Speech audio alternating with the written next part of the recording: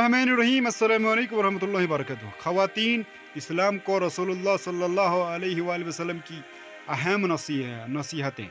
Number 1, तुम्हारा शोहर तुम्हारे लिए जन्नत है या जहन्नम या फिर जहन्नम। नंबर 2, अपने शोहर की बुराइयां बयान ना करें, अपने शोहर की बुराइयां बयान ना करें। नंबर 3, अपने शोहर की नाफरमानी ना करें। और नंबर 4, शोहर की अदम मौजूदगी में अपनी इज्जत व माल और औलाद की हिफाजत करें। ये सामिना की हदीस मुबारक है। आगे इनका वो हवाला भी दिया गया है, ये हाकिम की हदीस है। और ये जो नंबर 2 थी, अपने शोहर की बुराइयां बयान न करें, ये बुखारी की हदीस मुबारक है। और नंबर 5, गैर महरम, सामिना ने 5वां पॉइंट क्या है, गैर मुहर्रम के साथ सफ़र से इज्तनाब करें, ये बुखारी की हदीस है। नंबर 6, बाजार, सामने गौर से सुनना मेरी बहनों, बाजार बदतरीन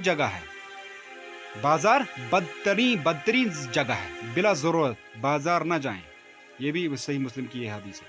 आगे नंबर 7, खुशबू लगाकर और बारीक लिबास पहनकर घर से ना निकले, इसलिए कि ये उरियानी और दावत गुनाह है।